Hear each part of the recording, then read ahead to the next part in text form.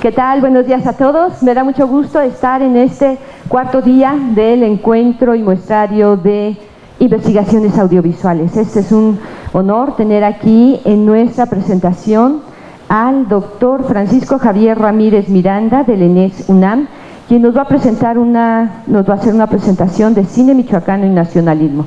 Y en esta ocasión el doctor David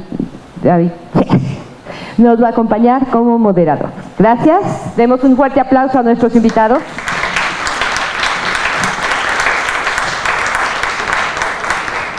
Bien, ahora sí, nuevamente buenos días.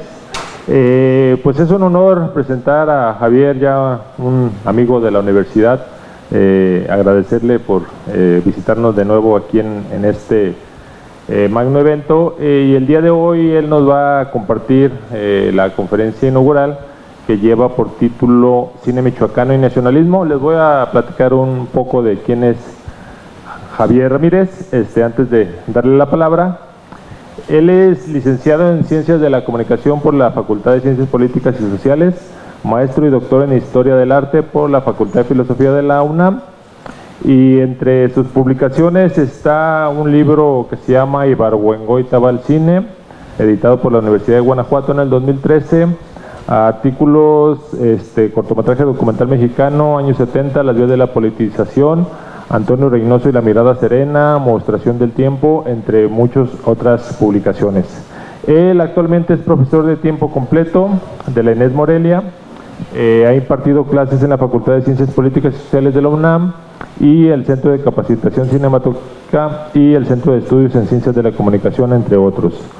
Ha sido investigador para cine, Atrás de las sombras, por ejemplo, de en el 2005, Los ladrones de Berardo González en el 2007, entre otras investigaciones. Le damos la palabra a Javier, si quieres, este micrófono ya está fallando, y pues nuevamente bienvenido y muchas gracias.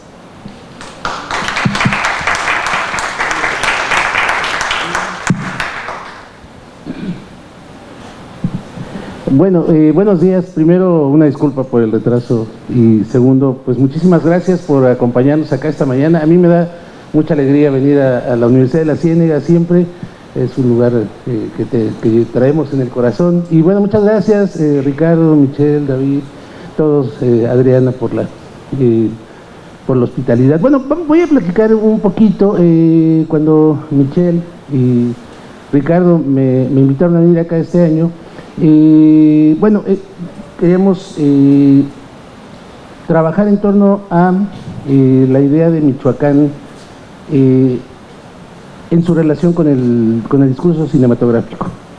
Y bueno, lo que les voy a presentar yo es un poco un panorama de cómo Michoacán se inserta en una discusión que está sucediendo en el país durante el siglo XX en torno a cuál es la imagen de la nación, ¿no? Y ahora lo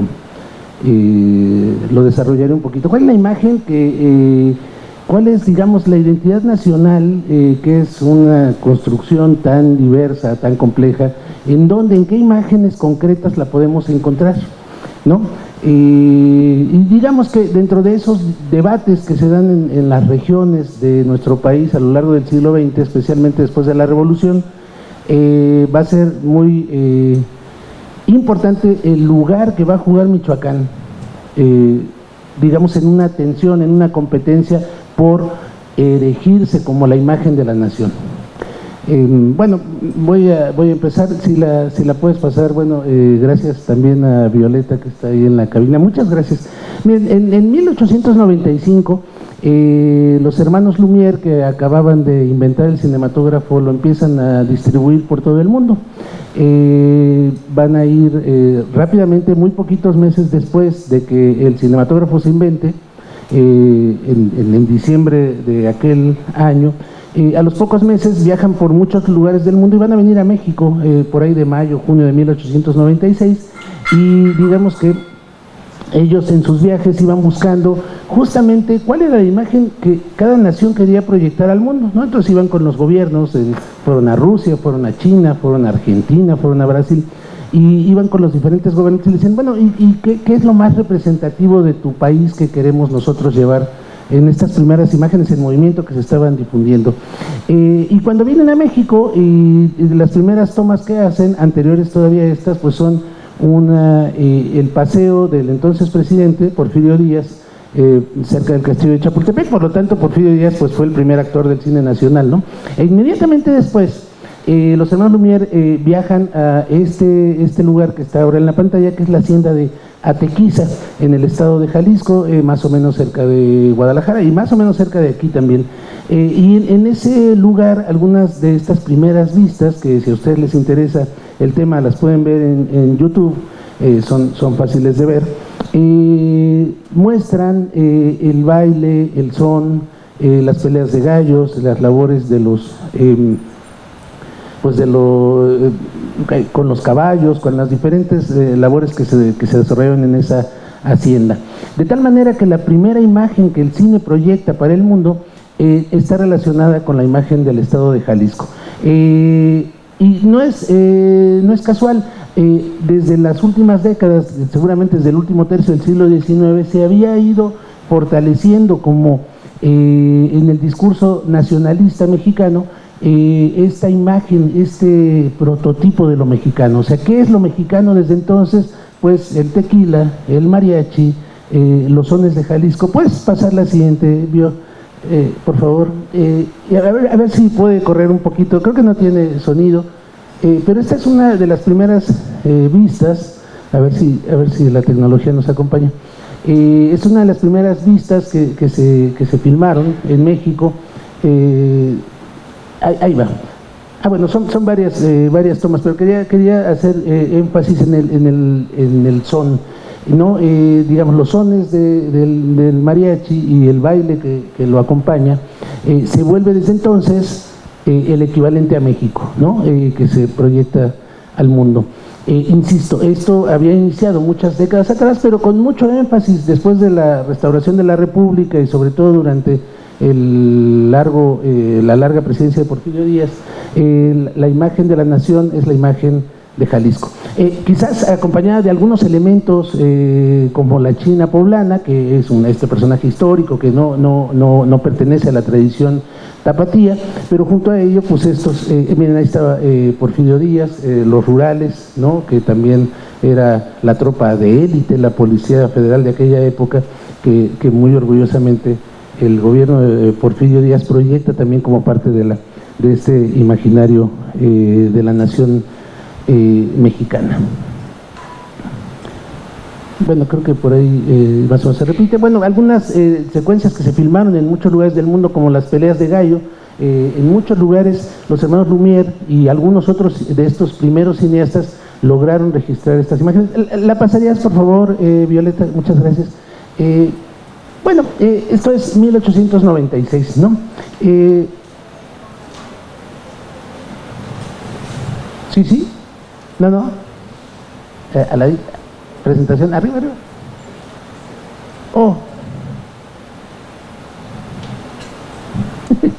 Bueno, ahí estamos con algunas. O sea, nada más dale clic en la parte negra para que se regrese a la presentación.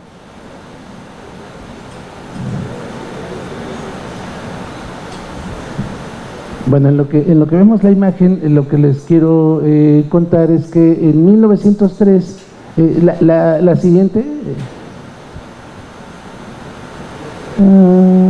creo que nada más con que le des la flechita de la derecha se pasa a la siguiente diapositiva, ¿no? Ándale, no, ahí está editando la diapositiva. Ajá. Ahora sí la flechita otra vez la flechita de la derecha y ya, exacto, muchas gracias, Violeta, perdón. Bueno, en 1903 se va a publicar esta novela, es una novela muy importante, no sé si alguno de ustedes la haya tenido oportunidad de conocer. Es la novela Santa, estas novelas que se publicaban todavía, como se decía entonces, por entregas, es decir, cada semana aparecía en los estanquillos, en los puestos de periódicos, un episodio de Santa, ¿no? Santa es el primer bestseller de la literatura mexicana. Es una novela que tuvo un gran éxito en aquel momento, pues era el equivalente a las telenovelas de ahora, ¿no? La gente estaba muy pendiente de ver qué iba a pasar con la historia de esta pobre mujer. Santa cuenta la historia de una muchacha en Chimalistac, que era entonces un pueblito, y es una colonia de la Ciudad de México, pero era un pueblito donde esta muchacha pues vivía ahí hasta que pasan los militares, uno de ellos la enamora, se la lleva a la ciudad, y digamos que ella cae en el pecado, ¿no? Se va a prostituir, es una historia muy, muy triste, que como todas las historias mexicanas melodramáticas acaba en una tremenda tragedia. Y Santa entonces fue muy, muy vista y crea un estereotipo, un arquetipo de la narración en México que, digamos, va a acompañar a la historia de la narración en México y particularmente la historia del cine. Santa es esa mujer que cae en el pecado y que sin embargo, por alguna magia de nuestros escritores, su alma siempre se conserva pura, ¿no? Y sin embargo, como su cuerpo no se conserva así, tiene que ser castigada, ¿no? Piensen ustedes en cuántas películas hemos visto bajo este mismo esquema, pues un montonal de ellas. ¿La pasas, por favor, Violeta? Bueno, este es 1931, es una película muy importante, Santa, dirigida por Antonio Moreno, que es la primera película sonora con sonido sincrónico que se produce en México. De alguna manera Santa va a inaugurar al cine industrial mexicano. Ya se había adaptado Santa anteriormente en el periodo mudo, en 1919, y se va a adaptar con el nombre de Santa por lo menos 3 veces más, y digamos, fuera de el nombre de Santa, la historia se repite incansablemente. Va a ser una manera, digamos, la novela de Santa y las adaptaciones que de ella se hacen van a constituir, digamos, el imaginario también del cine mexicano. Desde entonces hay esta noción que después Octavio Paz va a referir como la mujer herida, violada, que es la madre de todos nosotros, en fin, todas estas historias surgen de alguna manera de este modelo. A su vez podemos decir que el propio escritor retoma el modelo para construir su novela, y su éxito produce esta relación muy importante. Pasarías la siguiente, Violeta, por favor. Ahora regreso al cine mexicano. Miren ustedes, más o menos después de la filmación de la primera Santa en 1931, pues sube al poder el presidente Lázaro Cárdenas. Lázaro Cárdenas llega en 1964 a la presidencia en un momento donde tiene un fuerte vínculo con la presidencia del presidente de los Estados Unidos, que será Franklin Roosevelt. Perdón, Roosevelt va a ser electo un poquito antes que Cárdenas, y van a tener una relación complicada, compleja, contradictoria, en muchos casos muy estrecha y muy importante. Uno de los grandes proyectos que va a promover Estados Unidos en México y para toda América Latina es la construcción de la carretera panamericana, que tenía la función de establecer un canal de comunicación por vía terrestre que iba a ir desde Alaska hasta la Tierra del Fuego, se decía en aquel momento, cosa que por ahora todavía no existe muchas décadas después. Y que también estaba, digamos, en la necesidad de promover el uso del automóvil. Como ustedes recordarán, una parte crucial de la crisis de 1929 está vinculada con el exceso de producción de la industria automotriz o con la falta de consumidores. Estados Unidos proyecta que si en América Latina se venden muchísimos coches, pues su industria seguiría siendo floreciente. Entonces se empieza a construir la carretera panamericana, que para Estados Unidos tiene esta función económica, de amistad con los pueblos americanos, en el marco de este proceso que culminará con la Segunda Guerra Mundial. Y para México tiene también una función muy importante de integrar a un país, de integrar a nuestro país, que se encontraba muy dividido regionalmente. Pensemos que hasta la época que Lázaro Cárdenas es presidente, por ejemplo, no se puede llegar por vía terrestre a la península de Yucatán, ¿no? Hay que tomar un barco, porque no hay carreteras que pasaran por por los estados de Tabasco y Campeche para llegar hasta allá. Entonces para el presidente Cárdenas y los sucesivos presidentes en México fue muy importante construir la carretera panamericana. Y la carretera panamericana va a tener diferentes usos y funciones. Como ustedes pueden ver en la nota que está a su lado derecho, en una nota de prensa se anuncia a principios de los años 40 que la construcción de la carretera panamericana va a concluir en 1954.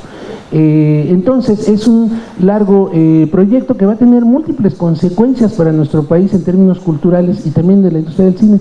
Ahora se los mostraré. ¿Podrías pasar la siguiente, Violeta, por favor? En 1950-52, cuando está a punto de terminarse la carretera panamericana hasta su conclusión, la carretera se acaba terminando en el 52, como todas las obras en este país, con muchos parches, en fin, pero en el 52 digamos que ya se puede transitar de Ciudad Juárez hasta Tuxtla Gutiérrez, Chiapas, pues por la misma vía, ¿no? Cruzando por diferentes espacios, y entonces se instituye en México la carrera panamericana, ¿no? Eso fue un evento muy interesante. El primer año pues medio más o menos, no vinieron muchas marcas, sobre todo las europeas no quisieron venir a correr a México, pero los siguientes años sí. Finalmente en el 54 se suspende porque ese año hubo tantos pilotos muertos que ya es un poco absurdo.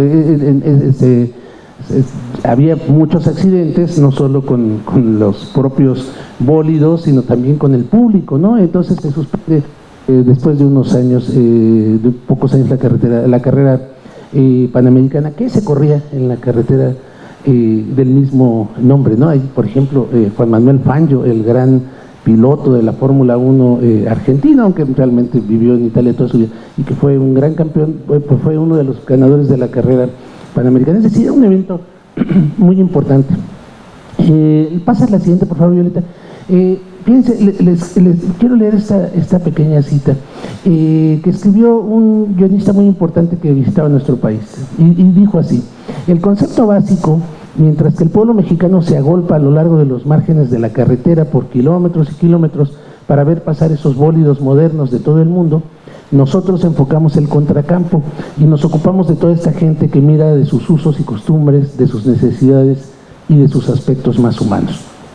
Quien escribió estas palabras fue un guionista que su nombre es César Sabatini, que en los años 50, en los años de la carrera panamericana, pues era también pues el gran guionista de todo el mundo, ¿no? Era el padre del neorrealismo. Y él había venido a México para hacer una película que nunca terminó. Estuvo en diferentes ocasiones a lo largo de los años 50 escribiendo, colaborando con los cineastas mexicanos, y él plantea una cosa que me parece que es crucial, digamos, para lo que les quiero yo platicar esta mañana. ¿Quién ve, no?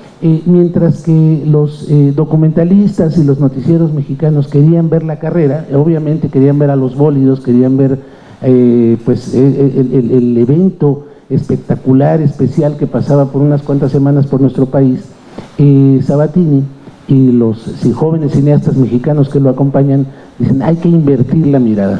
Bueno, esta idea es crucial. A partir de, digamos, de cierto momento, hay una disputa también por quién ve a quién, ¿no? Digamos, hay un cine de carácter social que le interesa ver al revés, no el gran evento, sino lo que está del otro lado, ¿sí? Lo que la gente común, la gente cotidiana hace, ¿sí? En términos de Santa, en términos de la tragedia nacional, en términos de un melodrama, o en unos términos diferentes. No lo sé, ahora lo podemos platicar. Pasa la siguiente, Violeta, por favor. Bueno, no sé si podemos darle play. Quería mostrarles. Iniciamos un breve recorrido por el estado de Michoacán, la región privilegiada de la República Mexicana, que encierra encanto y colorido y que nos hace además recordar las páginas de oro del libro de nuestra historia. Tenemos aquí su hermosa capital, Morelia, que fue fundada en el año de 1541. Nos detendremos un poco para contemplar su viejo acueducto, construido hace más de 2 centurias, que nos hace meditar sobre el transcurso de los años y remontar nuestra imaginación hacia otras épocas en que el romanticismo imperaba con todos sus atributos. Pero volvamos a nuestros días para admirar la avenida principal, en la que encontramos muy buenos edificios que albergan la vida comercial de esta hermosa ciudad. El Palacio de Gobierno está situado en el corazón de Morelia y es uno de los edificios de más evocadora tradición. Su arquitectura es de una belleza notable. El Colegio de San Nicolás, que es el más antiguo de la República, fue fundado por don Vasco de Quiroga, oidor de la Segunda Audiencia de México y primer obispo de Michoacán. Pasaron por sus aulas don Miguel Hidalgo y Costilla y el generalísimo don José María Morelos, héroes de la independencia nacional. Yo creo que, Violeta, con eso está muy bien. Gracias. Bueno, como ustedes pueden ver, gracias. Perfecto. A la construcción de la carretera panamericana le acompaña también desde los años 30 una gran promoción del turismo en México.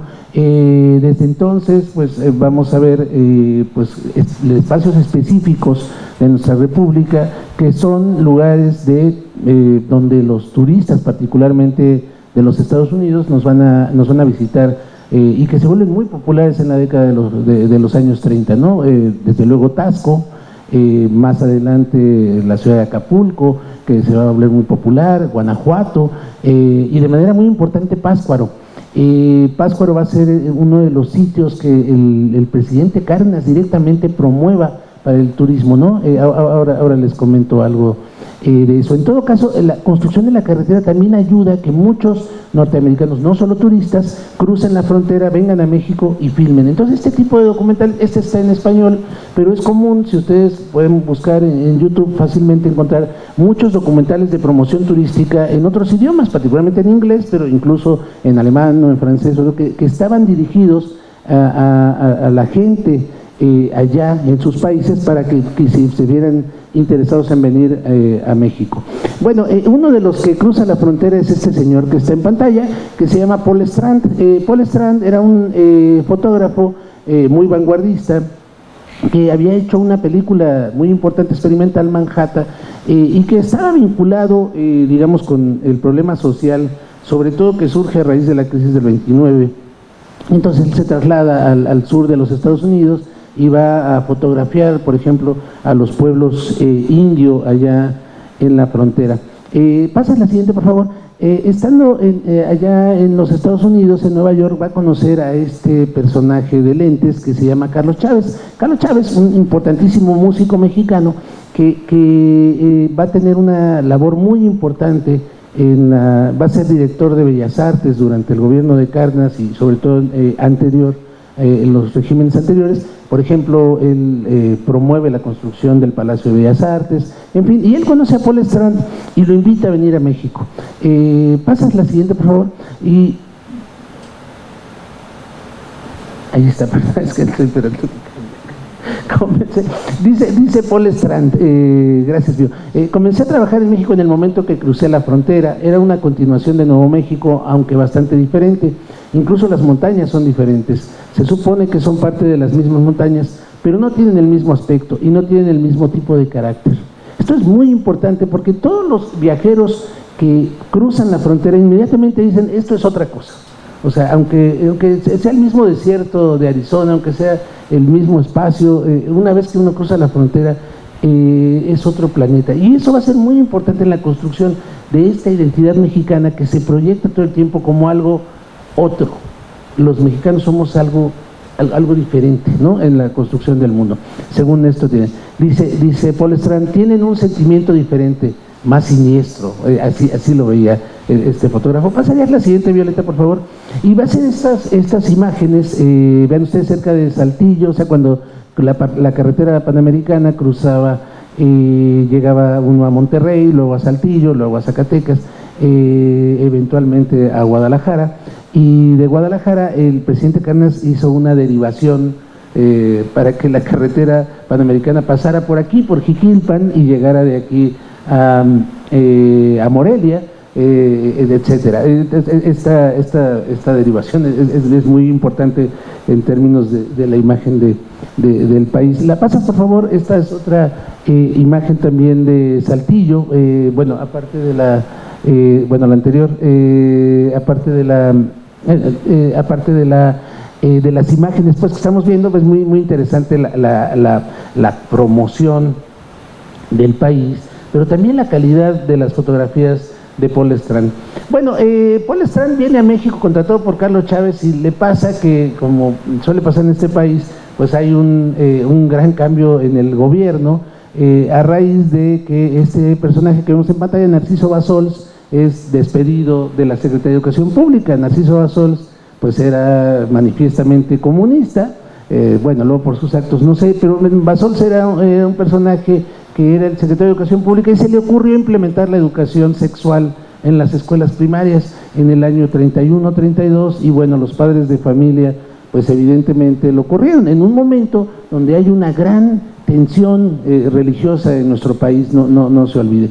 En todo caso, Paul Strand viene a México con un gran contrato, y luego ese contrato pues se hace agua por estas razones. Sin embargo, y si pasas la siguiente, por favor, sin embargo, él puede exponer sus fotografías en la sala de arte, ¿no? Esta, digamos que es el equivalente al Palacio de Bellas Artes, y ahí habla Paul Strand de una cosa muy interesante. Él dice, la mejor parte de su exposición fue ese carácter democrático que tenía la gente. Dice, pasaron 3,000 personas por su exposición en 10 días. Dice, trabajé aquí, comencé en los problemas, y tomé una línea de trabajo que comenzó en 1915 con el espectáculo a pie de calle. A Paul Strand, como a Sabatini, le interesaba ver a la gente, ¿no? Le interesaba ver sus problemas. La gente entraba por una puerta, atravesaba la sala y salía por la otra. Se convertía en parte de la calle. Le parece muy importante que su exposición en una sala de arte, pues en realidad era como estar en la calle misma, ¿no? Por la manera en la que la gente entraba a la sala, llegaba todo tipo de personas, policías, soldados, indias con sus bebés, etcétera. Nunca he tenido dicha audiencia en ninguna otra oportunidad. ¿La pasas, por favor? Paul Strand y sus imágenes. Y Paul Strand viaja por Michoacán, y va a hacer esta serie de fotografías que ahora les voy a mostrar, que tienen una gran cercanía. Esta imagen en particular es muy interesante, la mirada del niño que se nos devuelve, ¿no? El niño nos mira como espectadores.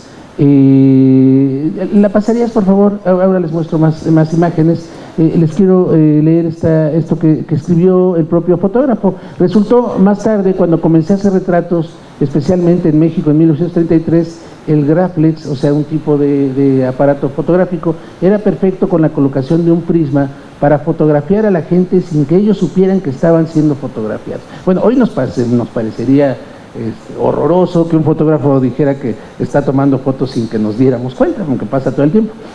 Bueno, ahora nos fotografiamos tanto nosotros mismos que da igual, pero en ese momento lo más interesante, lo más importante es que Paul Strand logra estas imágenes, esta cercanía con la gente, porque la gente no sabe que está siendo fotografiada.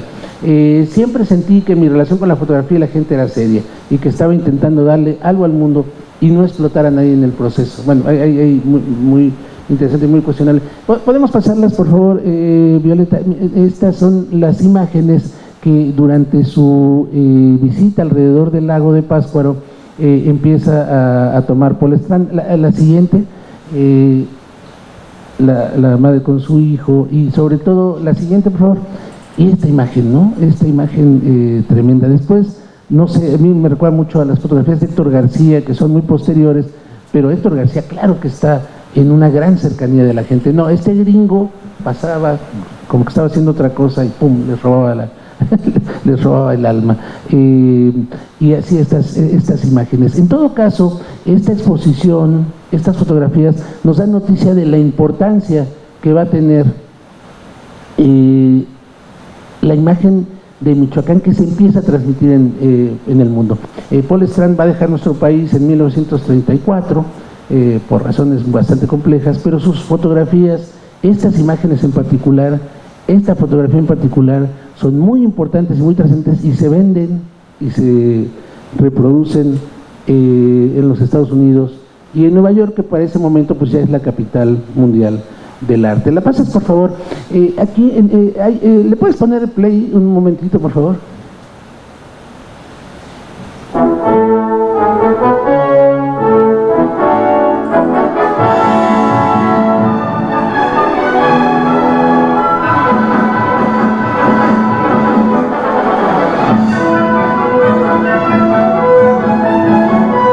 Si le pones pausa, bueno, esta es un poco la suite sinfónica. Gracias, gracias Violeta. La suite sinfónica Janitzio, que Silvestre Revueltas, que es el señor que está ahí en la foto, compuso en 1931. Junto a las fotografías, junto a la obra literaria, cinematográfica, también la música está acompañando esta popularidad que se está promoviendo desde el Estado mexicano. Esto es muy importante. Todas estas manifestaciones culturales son promovidas desde el Estado mexicano. Y Silvestre Revueltas escribe estas notitas en la partitura de Janitzio, de esta suite sinfónica, que seguramente ustedes han oído en el radio alguna vez, etcétera. Y dice Revueltas: Janitzio es una isla de pescadores que arrulla el lago de Pátzcuaro. El lago de Pátzcuaro es feo. Los viajeros románticos y sentimentales lo han embellecido con besos y música de tarjeta postal. Yo, para no ser menos, también pongo mi grano de arena en un infinito anhelo de gloria y renombre.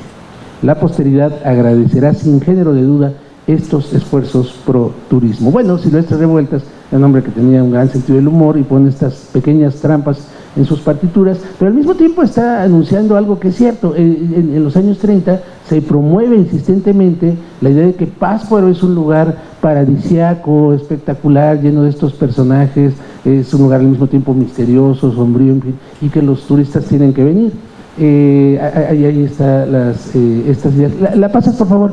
Y bueno, el lago de Pátzcuaro, aquí en una fotografía de Hugo Breme, es el entorno de una gran promoción turística que va a tener su repercusión en la fotografía, como lo vimos, y en el cine. La pasas, por favor.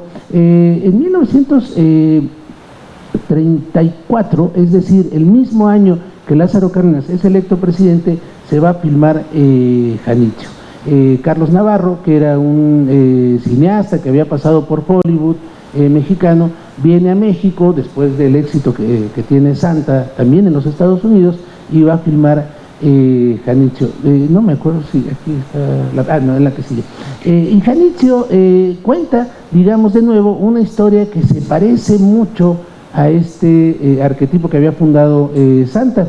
Es decir, es la historia de una muchacha, ella sí, sin ninguna, ella Siragüen es el personaje de Emilio Fernández, del Indio Fernández, ahí en la fotografía, digamos, es el protagonista de la película, y su novia, que ahora se me olvidó el nombre del personaje, pues es su novia, hasta que llega un pinche chilango, ¿no? Entonces, en el momento en que este personaje llega a la isla, se enamora de la muchacha bonita, pues todo se va a corromper, y naturalmente la película va a acabar en una tragedia. ¿La pasas, por favor, Violeta? Vamos a ver un fragmentito de Janitzio.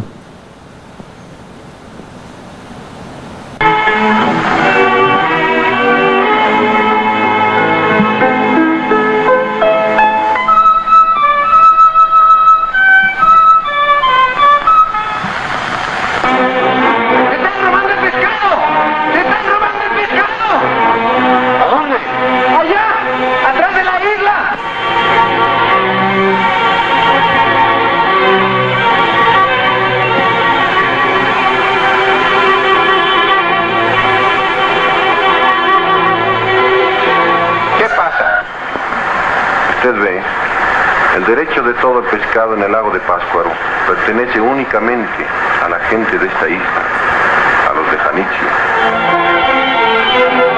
Hay uno solo yo debo pelear.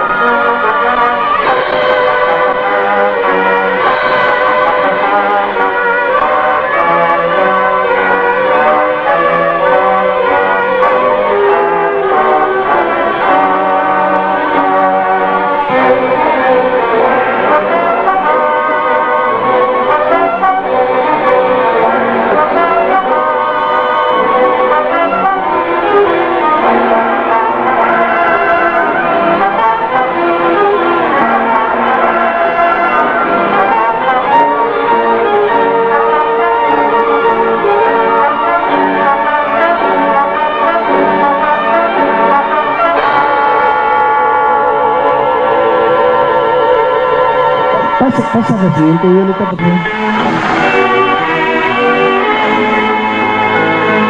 Bueno, gracias. Janitzio va a fundar, digamos, una traducción específica de un arquetipo que tiene que ver con la historia de una mujer que siempre representa a la nación misma, pero que se pone en estas tierras. Como les decía yo, estos son años de una gran conflictividad religiosa.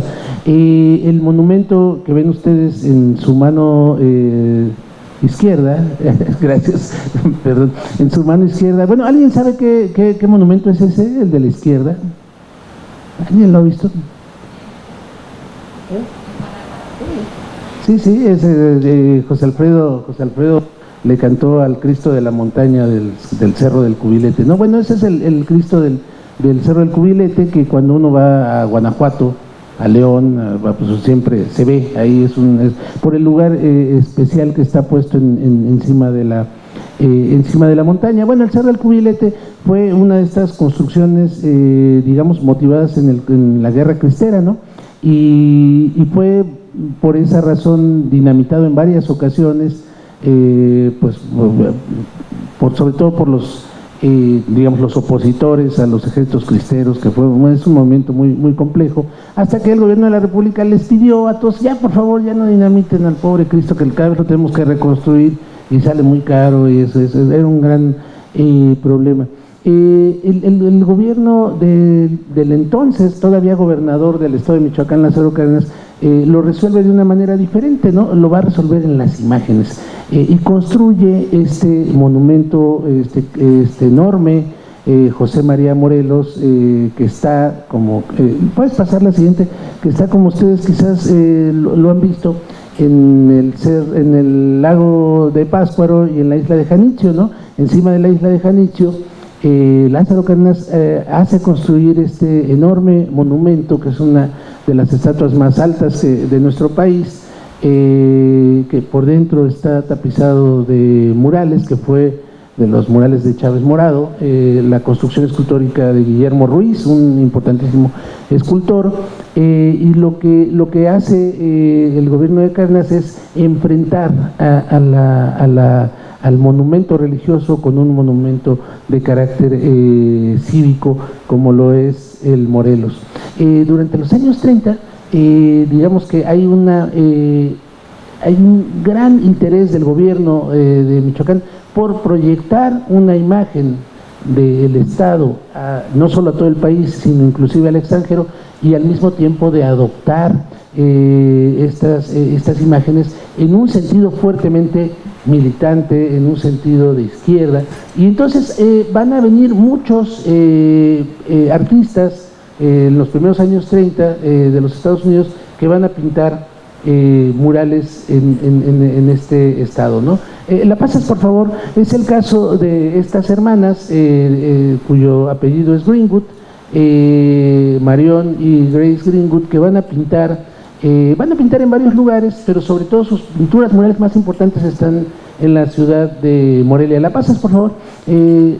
Aquí está, por ejemplo, el Museo Regional, en la anterior, y en la de este lado, la Universidad Michoacana, ¿no? Que hace rato la veíamos ahí pasar rápidamente en el documentalito turístico. Bueno, la presencia no solo de estas artistas internacionales, sino de muchísimos más artistas, muchos de ellos militantes del comunismo, pues va a ser uno de estos vínculos también del mundo del arte y de Michoacán con el mundo. Y la pasas, por favor, esta imagen que ustedes seguramente quizás han visto alguna vez. Bueno, es pintado a finales de esa década por José Clemente Orozco, que no era ningún militante de nada, sino de su propia pintura, y que, bueno, la siguiente hace estas pinturas monocromáticas muy importantes, donde él está también denunciando y mostrando la guerra cristera en los muros de las paredes en todo el estado, pero de manera muy importante en Michoacán y Pátzcuaro. También se está jugando esta imagen de la nación. ¿La pasas, por favor? Un ejemplo más, esta es la Biblioteca Pública de Pátzcuaro, el mural de Juan O'Gorman, pintado ya en 1941-42, todas estas imágenes en donde se está también disputando la idea de la nación. Pero va a ser una película muy importante, la siguiente por favor, que se va a llamar Qué lindo es Michoacán. En 1936, o sea, un poquitos años antes de que se filmara Qué lindo es Michoacán, en Jalisco se filma allá en el Rancho Grande, y allá en el Rancho Grande se vuelve la primera gran película que México produce, ¿no? Allá en el Rancho Grande se exhibe en todo el mundo, tiene una exhibición larguísima, y entonces el gobierno de Michoacán promueve que se haga una película semejante, pero en nuestro estado, ¿no? Y Qué lindo es Michoacán la va a firmar Ismael Rodríguez en 1942, aquí solo un par de imágenes. ¿La pasas, por favor? En los años 40 se va a filmar El Rayo del Sur, El Padre Morelos, El Rayo del Sur, por Miguel Contreras Torres, un cineasta, sí, muy michoacano, muy moreliano, con mucho orgullo nacionalista, desde luego la imagen de El Padre Morelos. ¿Le puedes dar clic ahí un momentito a la película, a ver si se deja? No, creo que no va a correr. Bueno, no importa. Y fíjense ustedes, esta película, no te preocupes, Violeta, esta película es sumamente interesante porque va a construir o sea, digamos, el cura Morelos, ¿cómo fue? Pues, o sea, no hay fotografías, obviamente, no hay pinturas, nadie lo retrató. Lo que tenemos es un imaginario de José María Morelos, que siempre lo vemos así vestido de esta manera, con su paliacate en la cabeza, pero sobre todo un hombre bonachón, como que era buena onda, el cura Morelos, bueno, todas estas historias que se cuentan de él. Las películas han contribuido muchísimo más a construir la imagen que tenemos de los héroes patrios que los propios textos escritos. ¿La pasas, por favor? A lo mejor aquí podemos ver un fragmentito del Padre Morelos, Domingo Soler, este actor que siempre hacía papeles de un señor buena onda, ¿no? Aquí también. No, creo que no. Sí, vamos a ver un fragmentito, nada más. Es tu papá, José María. Bésalo, Juanito. ¿No nos estabas diciendo siempre que querías ver a tu papá? ¿Es mi papá, José María, tía Antonia? Sí, Juanito. No te da gusto verlo. ¿Cómo está usted, mi señor padre? Que ustedes son sus padres. No ha tenido más calor ni más cariño que el de desde que murió mi pobre madre. Pero siéntense. Y dime, María Antonia, ¿cómo dejaste mi Valladolid? Tan bonito, ¿verdad? ¿Cómo lo he echado de menos? Valladolid, tan bonito como siempre. Tienes razón. Sin embargo, desde hace días la gente murmuraba que había alarma. Sí, José María. Han llegado noticias de que en México los mismos españoles no quieren al virrey Turrigaray. Bueno, creo que con eso más o menos vemos la imagen del cura Morelos, que va a ser muy recurrente en el cine de los años 40, 50, en todas estas películas, y siempre con esta imagen. No sé si se corresponde con la realidad, no es el tema de esta charla, pero sería muy interesante pensar si el carácter que las películas nos transmiten de los héroes patrios tiene que ver con los personajes históricos, o eso no tiene mayor relevancia. Pasas la siguiente, por favor. Bueno, les voy a mostrar una lista rápida de algunas películas filmadas en Michoacán y un poco en diálogo con estas ideas que les he venido contando.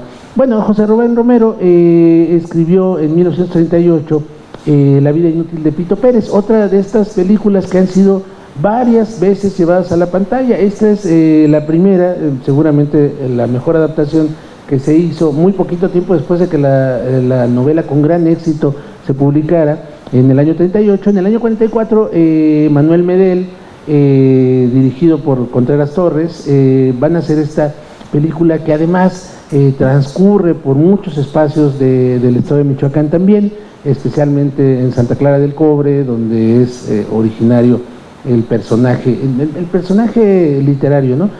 Pasas la siguiente, igual podemos ver un fragmentito de...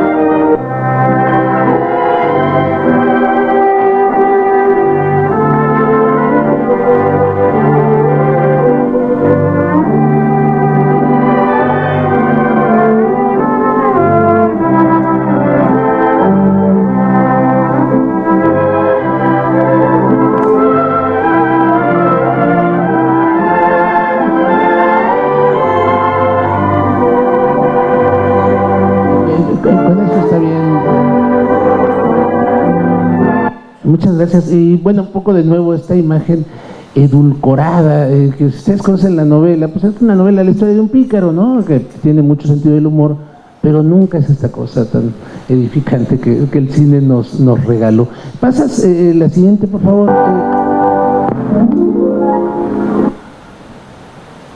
Bueno, en el año 48 se va a filmar Maclovia.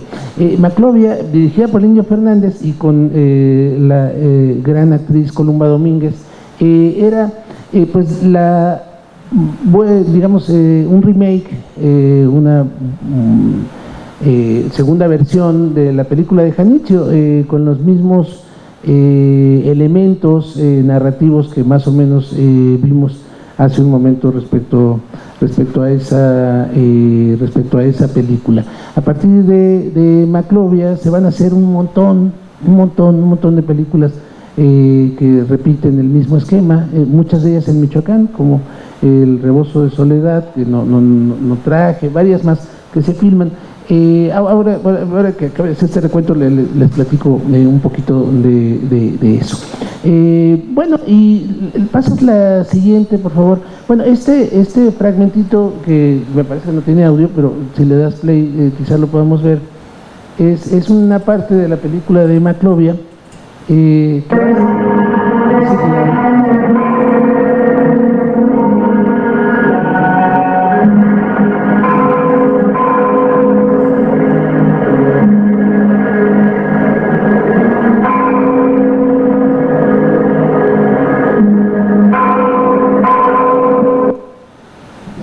Muchas gracias. Y va a ser un ítem común también para hablar de Michoacán, ¿no? Desde los noticieros de los años 20 mudos hasta Coco, hablar de el Día de Muertos y relacionarlo y vincularlo con este estado es una cosa tradicional. ¿Hasta qué punto la manera en que se representa la celebración del Día de Muertos en Michoacán fue también una construcción del propio cardenismo? Eso es algo que se ha discutido ahora, ¿no? Porque si uno ve las fotos de los años 20, de los años 30, de Janitzio y de los otros lugares, claro que existía la tradición, no se inventó en ese momento, pero no es esta cosa ultrabarroca de flores y velas y bueno, sobre todo turistas que en unas pocas semanas abarrotarán las poblaciones de nuestro estado. En todo caso, el cine va a repetir constantemente esta noción. Hay entonces, después les voy a mostrar un par de fragmentitos más, pero aquí quiero hacer esta pequeña pausa. Hay entonces, durante todos estos años, digamos desde el fin de la Revolución hasta la constitución del Estado moderno mexicano en los años 50, hay una fuerte tensión por qué es la nación mexicana. Esto que podemos ver en Michoacán va a pasar con el cine yucateco y con la literatura yucateca, va a pasar sobre todo en la región, por ejemplo, de Puebla, va a pasar con el cine que se hace en el norte, hablando del cine, pero si hablamos de la literatura, pasa en muchas más regiones, ¿no? Digamos, hay una doble confrontación ahí. ¿Cuál es la imagen de la nación? ¿Qué parte qué parte de la región mía, a la que yo pertenezco, constituye la manera en la que todos los mexicanos nos vemos? Y en contraposición, la necesidad de decir, yo no me identifico con eso. O sea, si eso es México, si México es el mariachi, el tequila, el pozole de Jalisco, yo no me siento identificado con eso, ¿no? Que va a ser una constante aún hoy y que produce una tensión muy importante. Pero ahí es muy interesante porque, bueno, una pregunta que siempre nos podemos hacer: ¿por qué cuando se constituye una imagen de la nación no se adoptó la imagen del chilango? ¿Por qué la Ciudad de México no fue? ¿No? Bueno, desde entonces hay una conciencia de una especie de bipolaridad que existe en el país y que va a ser muy retratada en la novela de Santa. ¿Qué es lo que Santa está diciendo en el fondo? Hay un lugar de pureza, hay un lugar de luz, que está en la provincia, está lejos. La ciudad es el lugar del pecado, es el lugar oscuro, y cuando les mostraba hace un momento la película de Janitzio, cosa que se repite constantemente en otras películas, las películas están diciendo, claro, lo puro es la provincia, lo puro es lo que está afuera, es lo que está limpio. Y cuando viene lo urbano invade a la provincia, siempre lo va a corromper. Siempre lo va a corromper, eso no tiene remedio. Bueno, de diferentes maneras, en diferentes instituciones va a haber una apuesta, no por la diversidad, sino justamente por quién es digno de ser esa representación de la nación para el mundo. Ya en los años gloriosos del PRI, en los años 40 y 50, a través de los bailes populares que se bailaban en todas las escuelas primarias, el 10 de mayo, en fin, a partir de muchas manifestaciones, se trata de poner el énfasis en México, es la diversidad, pero la identidad ya está construida de esta manera. Les voy a poner un par de últimos ejemplitos. Pasas, por favor, que en los años 50 están ya no intentando entrar en este debate, sino justamente posicionándose desde fuera de él, ¿no? La siguiente, querida Violeta.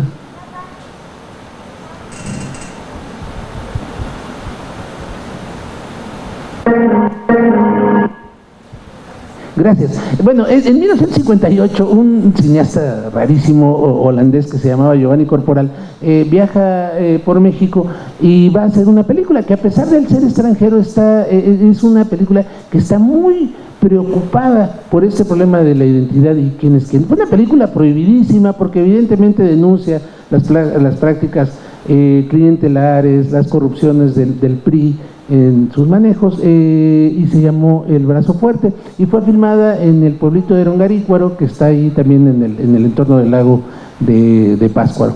Y lo que ponía en evidencia es que, a pesar de que este personaje que ustedes ven ahí en la fotografía con su bigotito, él era también un chilango que llega de manera accidental a este pueblo, que la gente lo confunde y acaba construyéndose una trama complejísima. Claro, entonces dice la película, responde al mismo esquema, hay algo que invade la provincia y que lo corrompe, pero la película lo que nos quiere decir es, no, la provincia ya estaba corrompida, ¿no? Y no es no es una película que intenta dejar mal a nadie, lo que intenta es poner el equilibrio donde no lo había. Digamos, la narrativa siempre hay, digamos, un lugar de los buenos y los malos.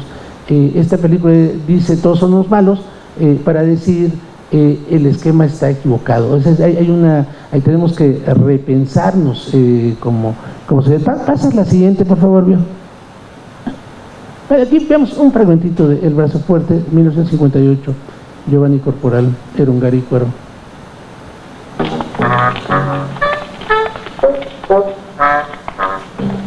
¡De presidente de la República!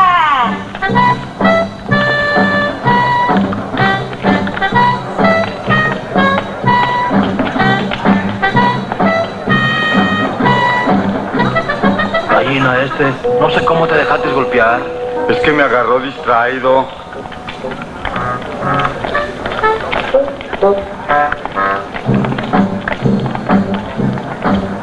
Tendrá que medirse conmigo. ¿Y conmigo? Y conmigo, en cuanto le eche el ojo encima.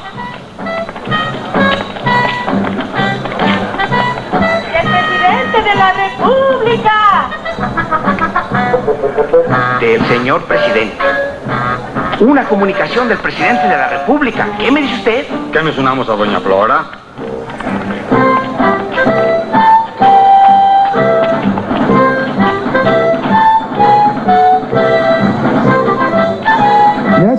Yo creo con eso.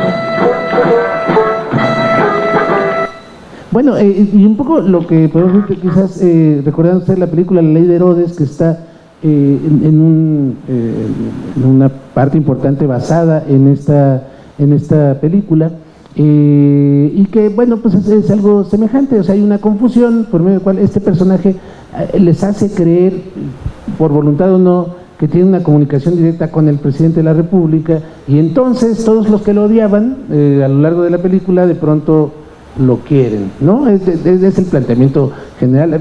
Esa película, si a alguien le interesa, está en YouTube, es muy divertida, es muy interesante, y les voy a hablar de este último ejemplo. Tiempo de Morir es una película del año 64, si no me equivoco, 65 dice ahí.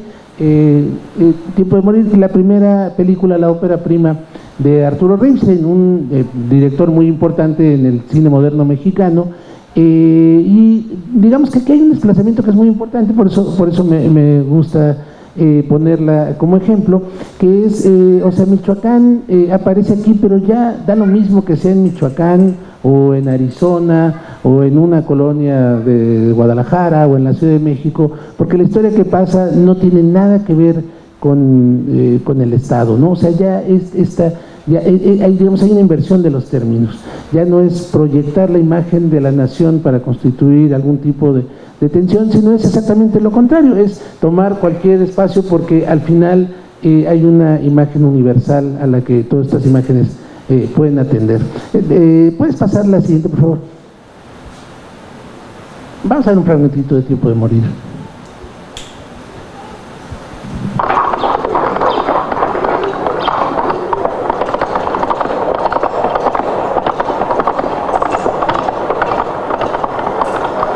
Al fin le llegó su hora.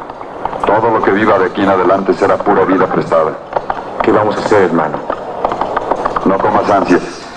Las ocasiones llegan tranquilas.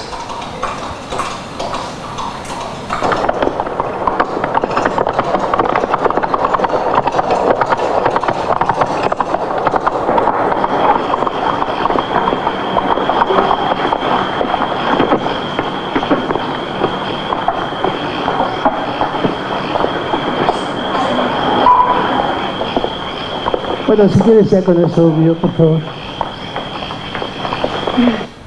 Bueno, quizás algunos de ustedes si han estado ahí reconozcan las callejuelas del pueblo de Pátzcuaro.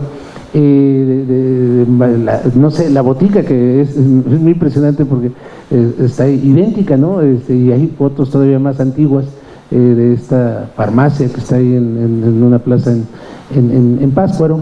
Y bueno, es muy interesante porque Pátzcuaro, desde que se fue reconstruida, cuando Lázaro Cárdenas era todavía gobernador, pues conserva, o sea, claro que ha habido después otras reformas, pero se conserva muy parecido a lo que podemos ver incluso hoy visitando la ciudad o viendo las películas de entonces. Bueno, como más o menos lo que trataba de plantear, digamos ahí, el estado de Michoacán a lo largo del tiempo se erigió también, pero de manera muy particular durante el cardenismo, como una de las regiones que aspiraba a constituirse como la imagen de la nación. Aunque lo podemos ver en muchos ejemplos, lo he tratado de mostrar aquí a través del cine. Bueno, eso es más o menos lo que les quería contar, pues muchas gracias y pues aquí estamos para cualquier cosa.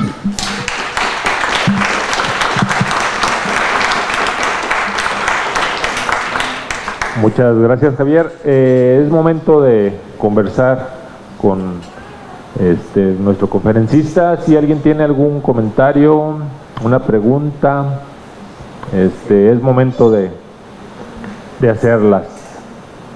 ¿Quién dijo yo? También reclamos, dice Javier, que se aceptan.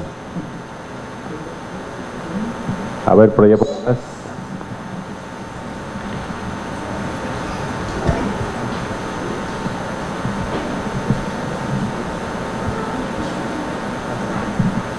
Sí, bueno. Bueno, primero que nada, pues gracias por su tiempo y por la presentación. Mi nombre es Santiago.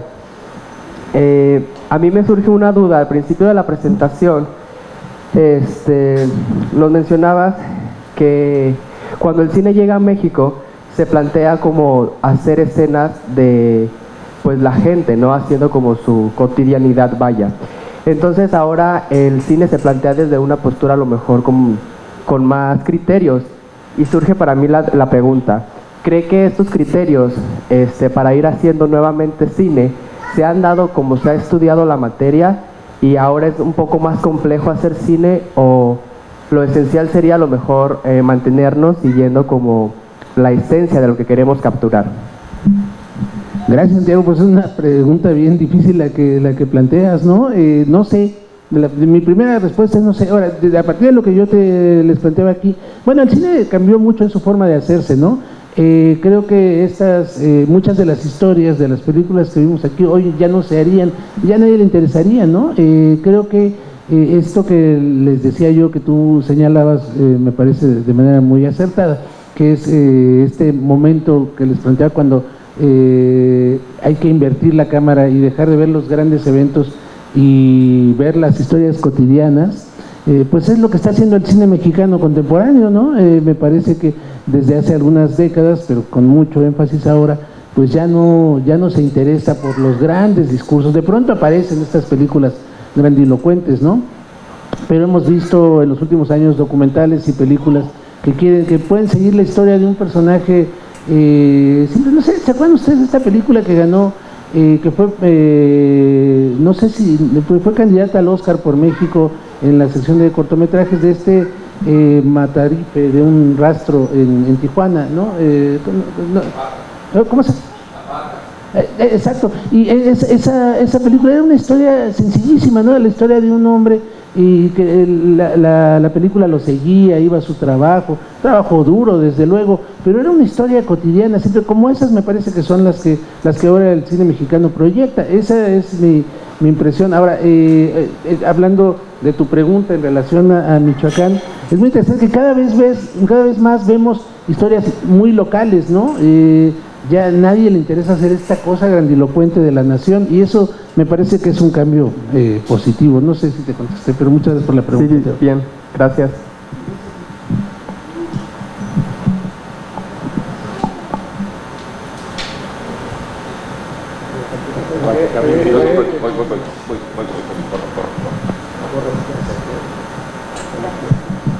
Gracias, muy amable. ¿Me podría repetir el nombre de la exposición? ¿Es la disputa por la identidad? Por la imagen de la nación. Ajá. Sí, exacto. ¿Ya se llegó a alguna conclusión acerca de esta imagen? ¿Esta disputa ya tuvo algún ganador?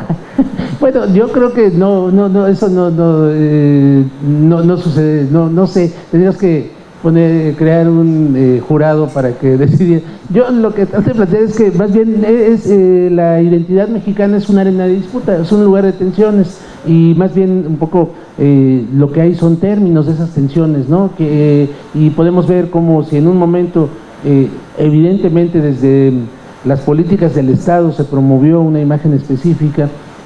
Por ejemplo, ya lo dije mucho lo de Jalisco, pero por ejemplo en 1910, cuando hay este momento de paz con el gobierno español, 100 años después de la independencia, hay una transformación, y entonces hay una reivindicación de lo español como parte de la identidad mexicana, ¿no? Entonces por ahí reaparece la imagen del virreinato, y en otros momentos, entonces, o sea, quiero decir, siempre es un lugar de tensión.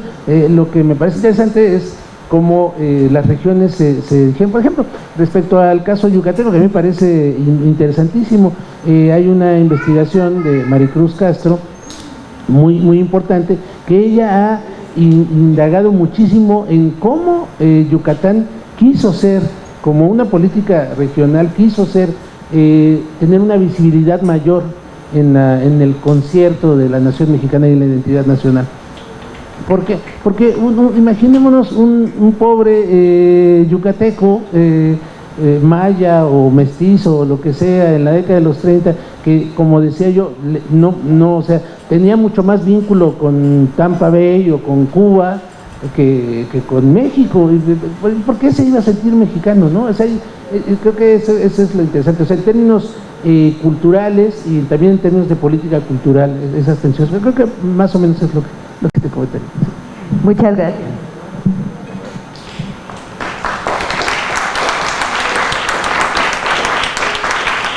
¿Alguien más?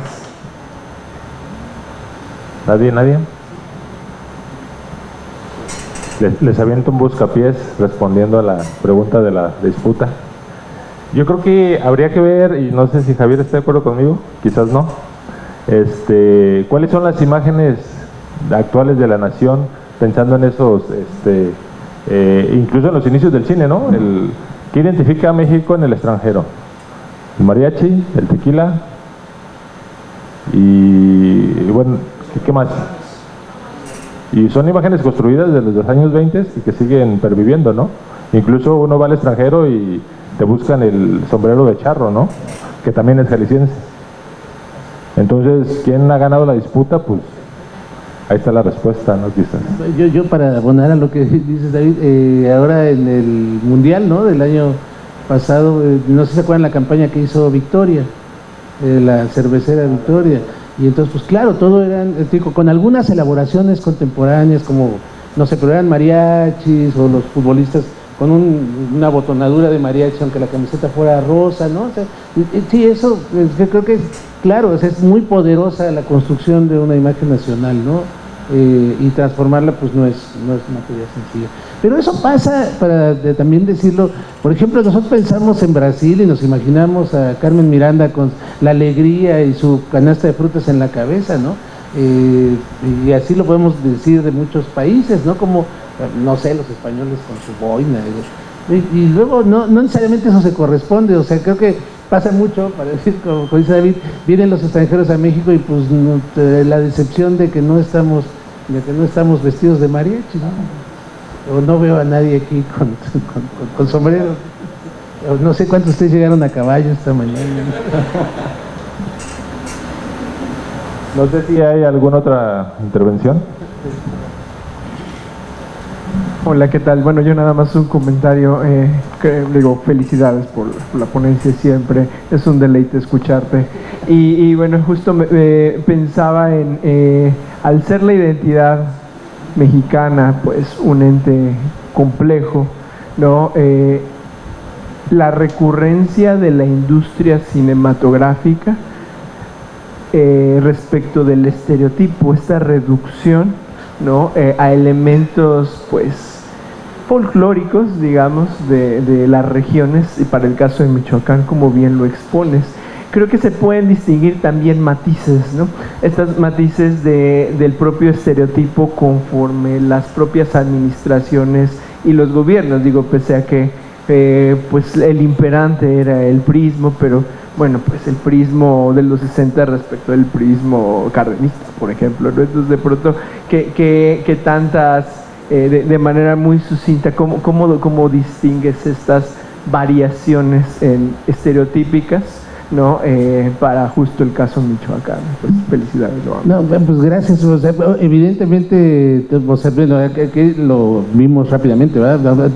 Yo digo rápido, a lo mejor a ustedes se les hizo muy lento, yo no sé, pero de todas formas es una versión sintética, pero como dices, Beto, hay variaciones en el tiempo, o sea, no es lo mismo el cardenismo que lo que pasa en 1940, ya hay una transformación de la manera en que se ve la región, en la que se ve el Estado, y quizás es difícil porque después de los años 50 ya no hay esta búsqueda, este tipo de películas que reflejan la identidad, ya no va a haber este tipo de panfletos fílmicos, ¿no? Pero de todas formas sí podemos identificar en muchos otros discursos, por ejemplo, en el cine indigenista, cómo se muestran las regiones, ¿no? Cómo se muestra las comunidades, los espacios más pequeños, ya ni siquiera estatales, ¿no? Eso me parece muy importante. Y sí, a lo largo del tiempo pues hay muchas transformaciones de la forma en que la identidad se construye y se mira, pero este momento me parece que es muy notable porque es un momento donde esto es una búsqueda permanente. Gracias. ¿Alguien más? Bien, si ya no hay más preguntas, de todos modos Javier va a andar por aquí, por si se les quedó algo por ahí en el tintero, sin problema, seguramente si se acercan con él, pueden seguir en el diálogo. Bien, no me resta más que entregarle la constancia de participación a Javier y le brindamos un fuerte aplauso.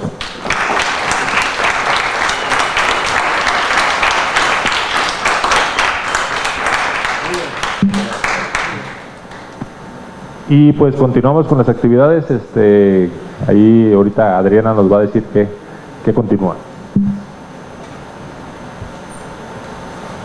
Gracias, un momentito que la hojita se me... Ahora sí que no venía yo preparada y la hoja se la lleva. Pero aquí está Michel nos va a conducir la siguiente mesa, el profesor Michel. Entonces aquí tenemos para que nos presente. Bien, chavos, vamos a dar un pequeño break de 10-15 minutos. Afuera hay cafecito, hay galletitas. Continuamos con la siguiente mesa sobre historia del cine en Michoacán. Entonces, 10 minutitos y regresamos.